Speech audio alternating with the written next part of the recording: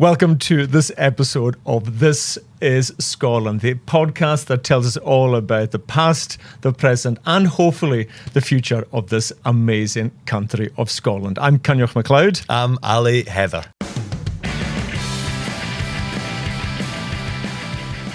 Good to see you, Ali. How are you? How's your week been? I'm actually great. I'm in fine form. It's middle of summer, so I'm on my tours. I lead my little tour groups, and a place I've been bringing folk is Curis in Fife. Have you been to Curis? No. It's a real curiosity of a place. Hey, yeah. And it's this beautiful little merchant town right on the Fife coast, no far fae Dunfermline.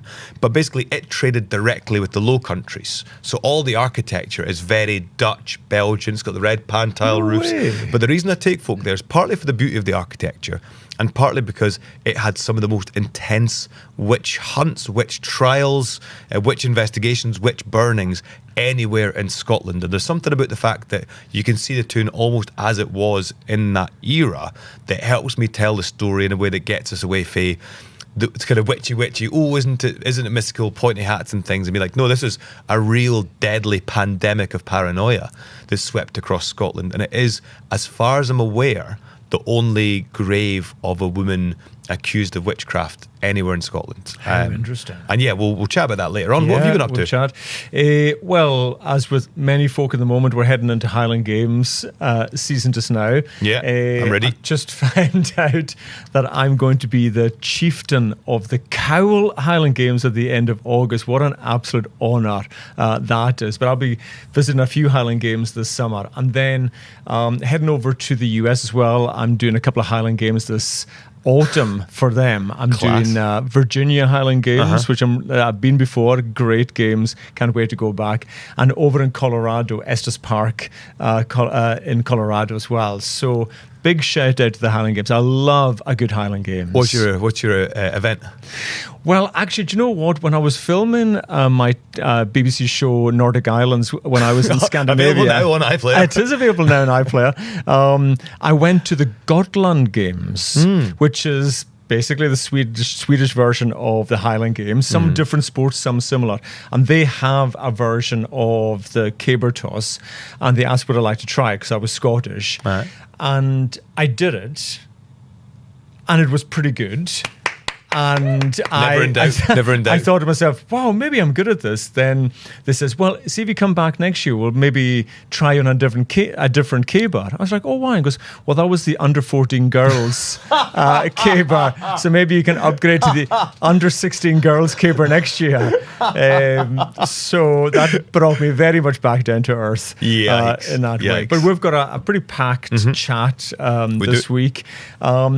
Talking of Highland Games, we're going to talk all about tartans and clans and everything like that. That's it. Not in a twee way, getting really into the history and the legislation about it and all this. Really, there's a rich and interesting history there. For sure. So we're going to talk about tartans. Then witchcraft. Talk about witches in Scotland, the stories of that. I mean, that's it. Again, off the back of Curis, it's just it's right on the top of my mind, and it's such a kind of hot topic in Scottish society. Sure is. And last, we're going to be talking about cookbooks, Scottish cookbooks, the story of food through Scottish cookbooks, particularly ones in history as well. So absolutely packed, but I'll tell you how to make a decent scone. If you could, that would be great. But let's start with tartan. Yeah. What tartan do you wear in your coat? So I wear for family occasions and things. Unfortunately, my uncle, who is much beloved, passed away quite young in his 50s, and he was an amazing fiddler. He was in all the folk bands and things like that. He was in Jock Tamson's Bairns, big part of the folk revival, and very much missed. And just before he passed, he lent me his kilt for a family event, and I've now kind of kept it, and I wear it in his honour at family events, like a wedding or something like that. But recently had to get a kilt for a telly show I was doing, BBC Burns Night, potentially still on iPlayer. It was great. You were amazing. Thank you so much. And I got offered a kilt to be made for that. And so I got I spoke to my granny, who's 101. I spoke to my mum. I spoke to some aunties, brothers and sisters, and we looked at all the tartans that were kind of like can lay some sort of meaningful claim to. So Granny has got Macbeth. So I've got a Macbeth there, which is pretty cool, but their tartans are pretty jazzy. I've got like a Macbeth tartan scarf. Have you? Right. And it's quite like sort of yellows and blues, and it's very light, and it's quite maybe a little bit frivolous. And then I've got the Robertson one, which we already have. That's the uncle's one. But the one we decided to go for, because it's somewhere I care massively about, went for the Angus regional tartan, which is a very old tartan. It used to be a family tartan, but it's now been adopted as the regional tartan. And it's a beautiful blue and red. And so got it a beautiful new kilt made in those colours. And it means quite a lot to me because nobody's heard of Angus. So whenever I get the chance, I like to like flag it up to the world. Yeah, like such a beautiful part of Scotland, yeah. Really cool place. And representing that, I feel like there's something lovely about regional tartans whereby abdy that moves to Angus, say you're Ukrainian, there's loads of Ukrainian refugees ended up in Brechin. I'd love for them to start adopting the Angus tartan once they feel connected to the place. And I love that thing of tartans for a place that can welcome you in. Which even with obviously MacLeod being synonymous with lots of parts of Scotland, and similarly, I'm MacLeod of Lewis, so I wear the Loud MacLeod, as they call it, which for those who don't know is the bright yellow kilt. But then there's MacLeod of Rassay, MacLeod of Skye, but I think just now there are 24 registered MacLeod tartans, official ones, and that's not including weathered and modern and all those ones. There's even a registered MacLeod of Argentina kilt that is a MacLeod of California. There's even a pink MacLeod as well. So out MacLeod and proud. Very much so. I mean, even though I think, what did I say? I think I've got 11 different kilts. A mad number of kilts. A mad number of kilts. But there's still plenty to go, even if I just keep getting MacLeod ones. So for our listeners that aren't quite aware, you've just mentioned registered tartans. Sure. There is a tartan registry. There is, yeah. How does all that work? The Scottish Register, it is the Scottish Register of Tartans, and you can apply for that. It can still be a personal one, can't it? You can, if you've created your own tartan, you can apply for it to be part of that. But it's kind of seen as the list. And if you've just found out that maybe you have some Scottish ancestry and you've maybe got a MacDonald or a Campbell or a MacLeod or a Mackenzie, that would be where I would go. If I was to think, right, I want to get I found out my connection to Scotland.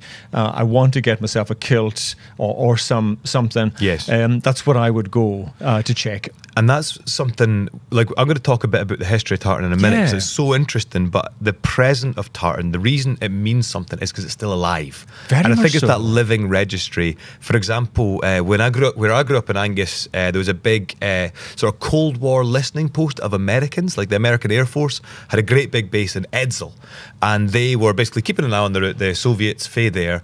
But there's loads of them. They all moved over en masse. There was thousands of them literally living in rural Angus, and Mum said they were like aliens when they arrived. They're getting shipping containers of Coca-Cola and Chevrolets brought to rural, and Levi's jeans and that kind of thing. And she was like it was them that introduced the idea of changing your outfit every day. Because you just dress Monday to Saturday, then get changed for your Sunday vest. Whereas these Americans are like different Levi's every day. But during their stay and towards the end of their period there, they got a ceremonial tartan made for them by people in the community. So they got the US Air Force Angus tartan made for them. So everyone on that camp could get a tie or a sash or a kilt made from a tartan representing the coming together of them and the region. And I actually love that way of engaging with a place. Love that. I mean, it's had a bit of a tumultuous history, be it kilts or tartan, to say the least. And there's been, be it fashion, be it control, there's been many different reasons for it coming in and out of kind of visibility in fashion, isn't it? That's it. So, like, when you look at old paintings are a great resource for fashion. And you can see old sketches and old paintings from the 1600s of rural Scotland. And you see people cutting about in what we would recognise as the Philibeg or the Phillamore. So maybe the great kilt. You'd see all the shepherds. I was seeing a painting recently of Stirling in the 1600s by a Dutch painter, and all the shepherds were in great big tartan, great kilts, all happed up in it to keep themselves cozy and warm while out there in the elements. But it became extremely politically charged during the Jacobite period. And a lot of that was very intentional.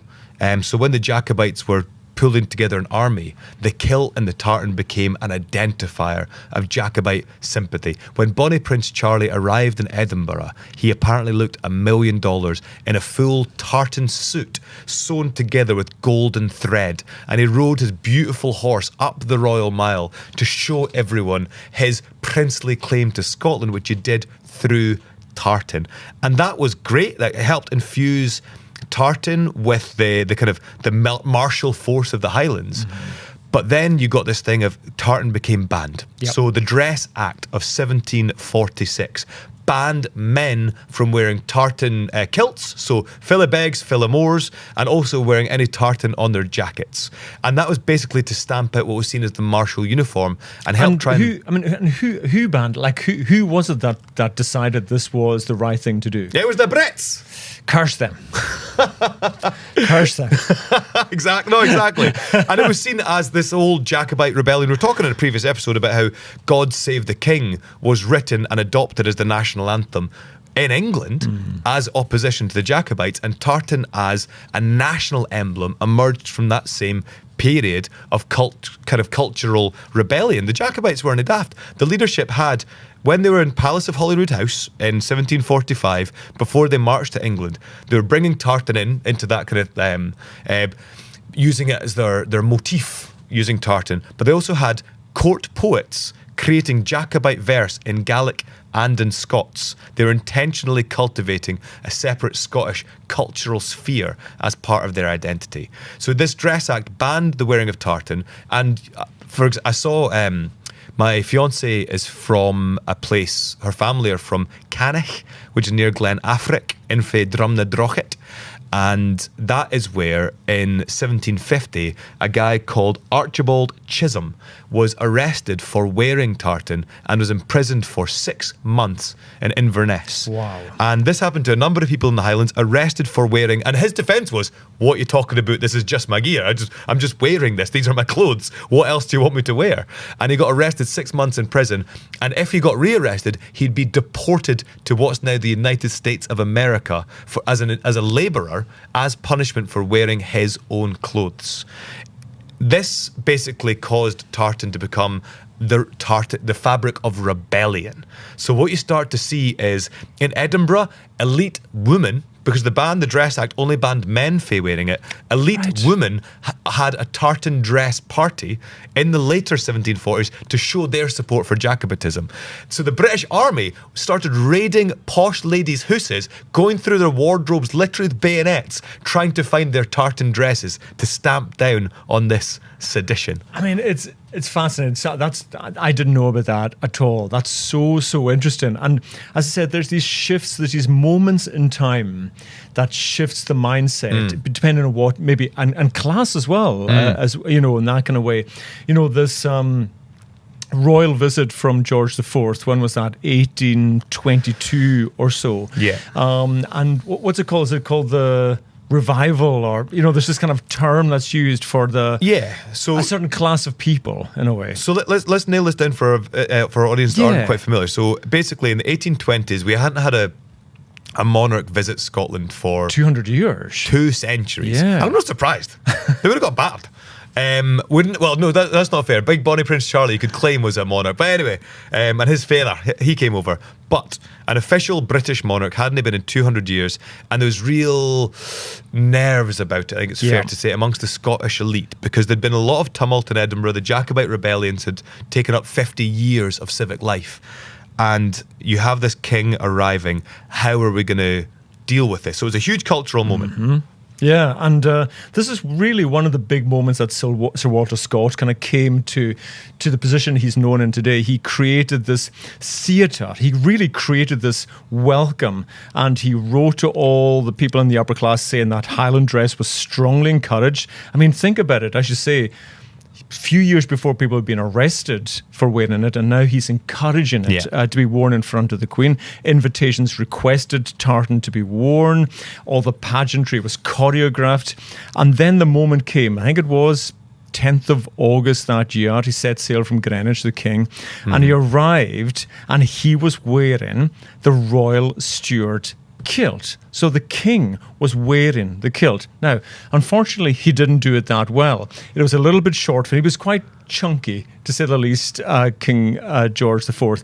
So the kilt was a wee bit short for him, and he decided to wear it paired with a pair of sheer pink silk tights. I don't know about you. I've never tried that combination. I reckon you could pull it off. I know I could, but just so imagine a kind of mini kilt and a pair of sheer tights. I'm imagining it now. And can I say?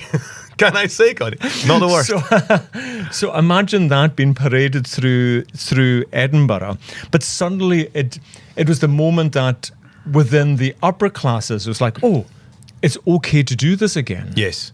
So I've got a slight bone to pick with that, because you read that in every history book. King George IV comes up the road in all his splendour and in all his heft, and he makes tartan acceptable again. But I think during the Napoleonic Wars, all the Scottish regiments were wearing kilts and tartan. Yeah. And actually, I would say, so kilts were banned out with the British Army for that period that I was talking about, the Dress Act. And so all across Europe for the best part of 15 years, you had all these Highlanders in what we'd consider Highland dress now, sporrans, kilts, out there representing Scotland as part of the empire, wearing the kilt. And I think that's when it became the global icon it is today. And I think it's a little bit too royal-centric to say that it was Big George. But I think the Edinburgh tartanry, the Disneyfication of tartan, maybe comes from that event. Good point. And then, because if it was him, if it was that moment that caught on, why are we not all in sheer pinks? It's true. It's true. I'm trying to picture folk in those outfits. Feel free. Next episode. We'll do that for AI. You do that using AI. Please send us your favourite photo of Ali in a pair of pink tights. But can I tell you my favourite fact of that? So that idea that the Dress Act banned tartan, and now what did that really mean to people, right? Well, about 20 odd years later, they repealed the act, and tartan was again allowed for men. As soon as it was repealed, there was a Highland minister based in Edinburgh who got a bunch of other Highlanders to go up on the Royal Mile to a place where all the Jacobite colours after Culloden had been burnt by the hangman, and they had a service outside St Giles in Gaelic, all wearing their ancestral tartans. This is 1700s, and I think that shows to me that it never went away, and people were raging or really hurt to have their textiles taken from them. Yeah, and it was maybe 20 years later or so, these brothers appeared. They claimed to be the grandsons of Bonnie Prince Charlie. Yeah. They sort of styled themselves, I think they were called John and Charles Hay Allen, but they styled themselves with this moniker, the Sobieski Stuarts, I think it was, or something like that. Yeah. And they appeared with this book that they said they had done all this research for all these papers, and they had created this thing called the Vestiarium Scoticum. I don't know again if I'm saying that correctly, but it was supposed to be all the tartans of all the clans around Scotland. But maybe it wasn't all exactly the truth. No, I think there's quite a lot of makey-uppy about it. So you remember I mentioned earlier on poor old Archibald Chisholm up in Glenafric getting lifted for wearing his kilt. Well, 250 years before he was lifted for wearing his kilt, so about the 1500s, someone lost a piece of tartan in a peat bog, and that's the oldest surviving tartan we have.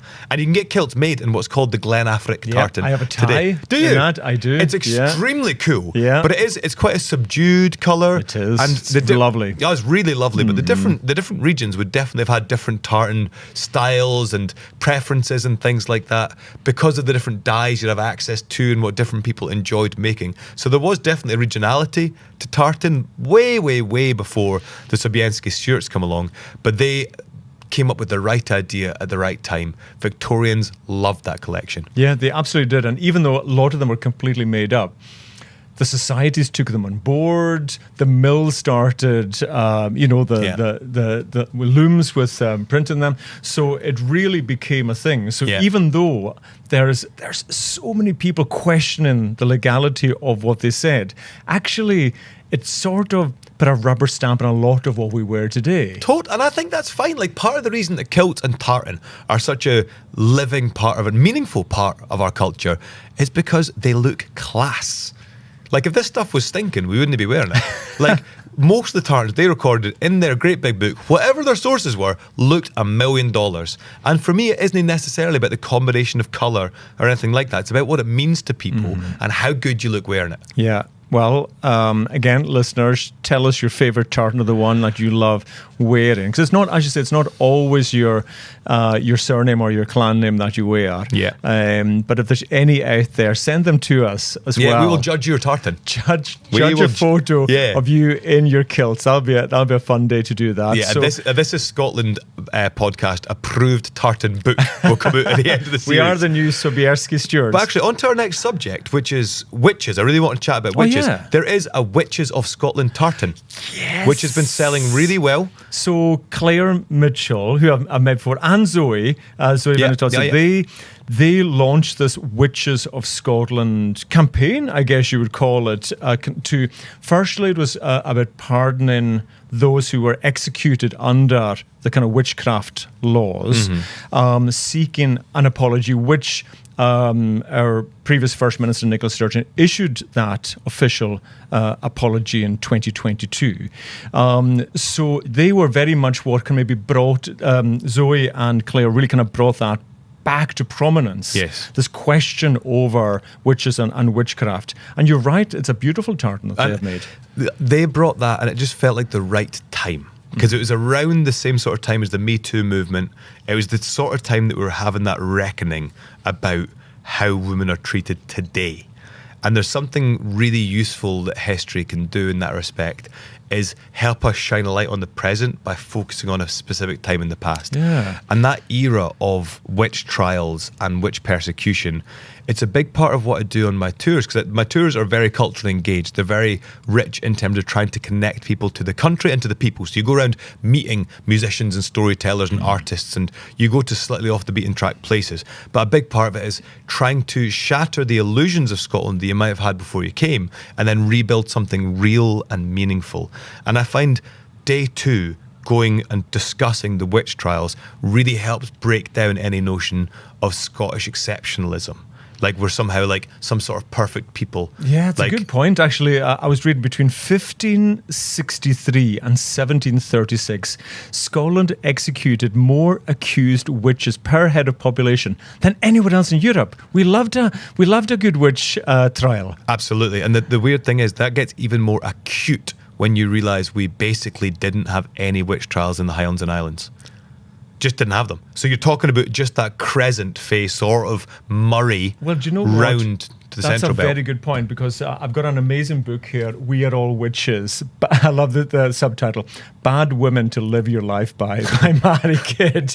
And actually, there is one in here, Mary MacLeod, that she talks about. But technically, she was never called a witch, but everything she'd probably, if she was elsewhere in the country, she probably would have been called that. Yes. But not where she was at certain points in her life on the Isle of Harris. Totally. There seems to have been a different cultural sphere operating there. And I've been fascinated at how this all emerged, because as far as I can tell, and it's quite a key question for me, as far as I can tell, people in Scotland at the folk level, like, just in your small farm towns or your fishing villages, genuinely believed that some people had the power to heal or the power to harm using spells, using potions, using sort of incantations. So what did, to be called a witch or to be challenged with it, what kind of things did these women do? Well, so as far as I can tell, the whole heat of the witch trials started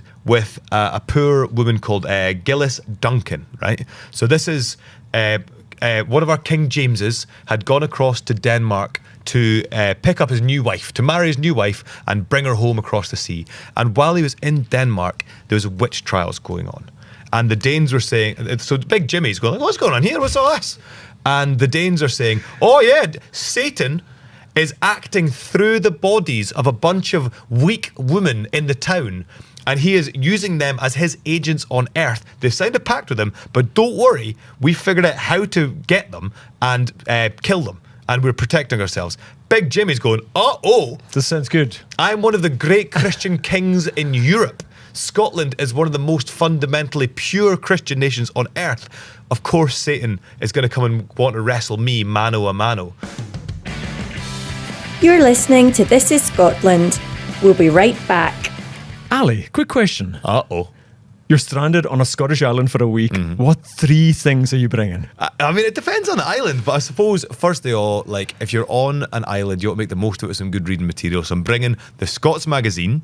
If I'm on an island, there's a decent chance that there's a distillery nearby, so I'll get a good whiskey for there. And it's never as hot as I want it to be on Scotland's islands, so I'm bringing a cosy jumper. Good answer. I reckon. Because Scotland always has another story to tell. There's hidden history, amazing people, island life, food, travel, culture. And for almost 3 centuries, the Scots magazine has been bringing those stories to readers everywhere. So wherever you are, keep Scotland close. Subscribe today at scotsmagazine.com and enjoy Scotland's stories every month.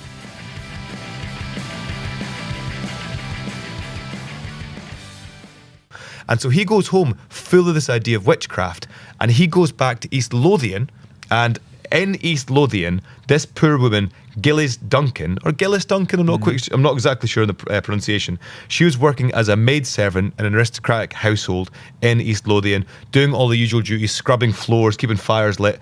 David Seaton was the aristocratic owner. He was the wealthy guy in charge of the house. He believed that Gillis Duncan was sneaking out at night. And she may well have been. She apparently was regarded as a local folk healer who's particularly good around sort of pregnancy and childbirth and things like that. And I'm sure there was a lot of superstition around that. It was a very frightening time. He decided that she was a witch, accused her of that, and as her boss, locked her up and tortured her. Now, the method of torture most used in Scotland around witches, and this is consistent across much of the trials, people were too cowardly to do anything like witch duking, where you take them and try and float them in a river to see if they float, because people are actually quite squeamish. So what you do instead, and everyone's quite happy to commit this kind of torture, is keep them relentlessly awake. You'd get volunteers to come and poke them with needles and just keep them relentlessly awake for days and days and days, saying to them, "You're a witch, aren't you? You've been meeting with Satan, haven't you?" Until they're completely doolally for lack of sleep. Gillis Duncan, and this is horrible, so only proceed with this part of the podcast if you feel up to it. Feel free to skip otherwise. She and many other witches, it was believed that if you'd made this pact with Satan, you would have a mark on your body from it. So these men would shave you completely naked, completely hairless, the hair on your head and across your whole body, and search you for this mark, often finding it on your private parts. This has been called by a recent historian psychosexual torture. So this is a poor young woman her employer has locked her up. The king comes across and gets involved in these investigations personally. This kickstarts a craze in some quarters for seeking out witches. These people, these poor terrified women, admit to being part of covens of thousands of witches in Fife, and that scares the king witless, because he's seen in Denmark that Satan is acting through these weak women, and he comes home and finds there's 4,000 witches inhabited by Satan working for him, acting against him, King Jimmy. Wow. What was probably most chilling was how little evidence was needed. I mean, your neighbour's cow died. That's not witch down the road. A child fell ill. That's not one over the hill. Get her, burn her. It was just sudden suspicion. And immediately, if you were called a witch, you were tarnished. Well, the interesting thing, I suppose, is that many more people were accused of being witches than were ever killed. So the people that were doing these courts, and it was mostly your local minister and his coterie, would conduct these investigations. They genuinely believed they could sift guilt and innocence. So they believed that they were getting it right, that they were finding out, oh, you're not a witch, you're free to go. You are a witch, we're going to execute you, then burn your body. Yeah. So because there Satan can't was bring it back. the Witchcraft Act 1563 was passed, and that was the moment where suddenly these trials were being made. So it was for that time a very key part. Now, obviously, you've got the Reformation around that. There's a lot of things happening around that time. I'm just wondering where they connected. What was other political things happening, or people returning, and the church, and all those things connected to the storyline of witchcraft? I don't think it's any coincidence that all of this happens not long after the Protestant Reformation, because the old church, which we kind of call today the Catholic Church, wasn't too involved in everyday life for people. Whereas the Protestant church was all about intervening in everyone's lives. And you got these local church courts, local kirk sessions, where they were incredibly involved in your life. They'd police you around things like fornication. Like if you were guilty, if you were having sex outside of a marriage, whether pre-marriage or adulterous, you'd have to go and admit your sin in front of everyone and sit on a naughty stool in front of the whole congregation for weeks on end. At the same time, you're seeing this kind of wider war on women. You're seeing things like a horrible invention in Scotland called the Scold's Bridle. Are you aware of this at all? No, not at all. So it was invented in Scotland, then exported to places like Germany.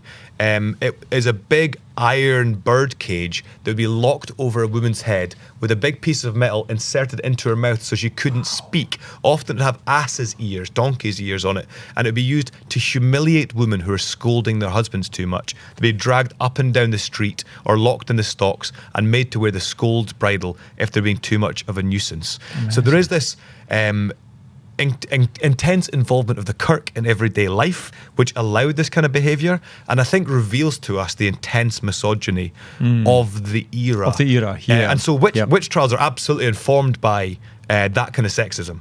I do think people believed in witches at the grassroots level, but I don't think all the records, and modern historians have argued this, the records show that at the grassroots people believed in the ability of some informed, mostly women, to cause harm or to heal through incantations, witchcraft. And then you get these elites obsessed with Satan.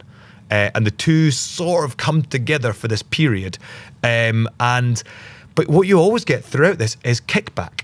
So in 1597, King James is getting such a lot of pressure for his obsession with witches. He has to publish a textbook called Demonology, arguing for the existence of witches because so many people simply think he's lost the run of himself. And once he publishes that, he steps back from the whole thing and doesn't seem to pursue it anymore in his life. But it's like the cat is out of the bag, the genie's out of the bottle. People have permission to take part in these scares, these paranoid acts, these killings. There's just in these last few years, there's been amazing books written about it, including that's Mary's book, and she's written a couple of others as well. Philip Paris, Last Witch of Scotland, Anna Caig's new book, The Wise Witch of Orkney. There is definitely maybe not new, but there's certainly an interest, a fascination in that time, in the stories. So if you are interested in learning more about the era, about the story of witchcraft in Scotland, as I said, start with We Are All Witches, but there's some great books out there. And if you're a podcaster, if you listen to this, I presume you like your podcasts. I'm sure it's still around. BBC Scotland had a great series with Dr. Louise Eumann. I think it's just Witches of Scotland, and it is so insightful and takes you through step by step how it all happened. Check that out. It's really worth a listen. Amazing. So but there's so much more to that story, and there's like if you're a Scots Magazine reader, go back. I wrote about Lilius Adey, a really horrific case in Couris, but there's just like, we could talk about this all day. Okay, I'm going to ask a question. Yeah. Are these is this witchcraft or Scottish recipes? Okay, a bod brie, a cabby claw, Rob Roy's pleasure, Here we go. Scots flummery, stoved how toddy. Is that witchcraft or are these puddings? I think a bit of both, surely. Rob Roy's pleasure. Tell me all about it. Well, I thought we could chat about Scottish cookbooks, something obviously I'm very, very passionate about indeed. I think I would officially call myself a cookbook nerd, in fact. And even before I started... Who actually wrote Scotland's best-selling cookbook at the moment? Do you know, for the past 5 years, it's Coinneach MacLeod, the Hebridean Baker. I wonder if he'd sponsor the podcast. Well, do you know what? Actually, what I've tried to do is what a lot of probably what I would call the original Scottish cookbook authors have done or did, and that is not only putting down these recipes and wonderful pieces of our culture and identity in my cookbooks, but also the stories behind them, because it's the stories that make the recipes, for sure. And so I was trying to decide who are some of my favorite cookbooks or cookbook stories over the kind of few hundred years. And it's been fun kind of deciding which ones that they are. I think I was going to start, there was a book written in 1736. Amazing. You know, to think that was probably, I would say, widely described as the first Scottish cookbook. What were we eating? What's that? What are we eating? Well, some pretty interesting things, actually. For a start, it was very much about preserves, so a lot of jellies and jams and pickles and pastries and a lot of things about household preparation. So it was as much for that the housekeeper coming into the home as much as it was for the family home as well. Although this is the lady called Mrs. McClintock's Recipes for Cookery and Pastry Work. That's the name of the book. Nobody has ever found out who Mrs. McClintock was. A bit like the Hebridean Baker, we have a veil of mystique. And that actually comes up a lot in cookbooks as well, that it's these sort of near fictitious characters that we buy into. Not that I think the Hebridean Baker is a fictitious character. Some people do believe that. But nobody knew who Mrs. McClintock was. It was quite a small practical book, 186 recipes, but it was credited with the first known printed shortbread recipe. No way. So that's one of the reasons why, even though shortbread is synonymous with many parts of the world, that Scotland probably gets quite a lot of credit for it. So that's an absolute classic. Then about 90 years later, we have another character, Meg Dodds. This time. Now, some of you might be going, I've heard that name before. She had a book called The Cook and Housewife's Manual. Okay. Now, she was another fictional character. She was actually a character from Sir Walter Scott's novel St. Ronan's Well. And actually, in the preamble of the book, she talks herself as the landlady of this inn in St. Ronan's. So this book, again, was completely fictitious. At the time, nobody knew who she was. And then there was a big reveal.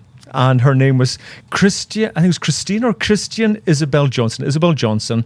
She used to write for the Inverness Courier. Nice. And various publications. She was a novelist. And she wrote this book, 1826. And it really was a huge success. Again, this was one of the big moments. So she was sort of like the Scottish Mrs. Beaton. You know, she really was known in that way. The first time the recipe for a Scotch egg was printed. So no way, it's actually Scottish. Yeah. I always thought that someone slagging us.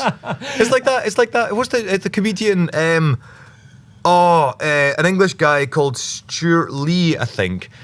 It was doing a show where he says, only the Scottish would Scotch an egg. There you go. Well, like, that would take an already quite a fatty little orb. And fried.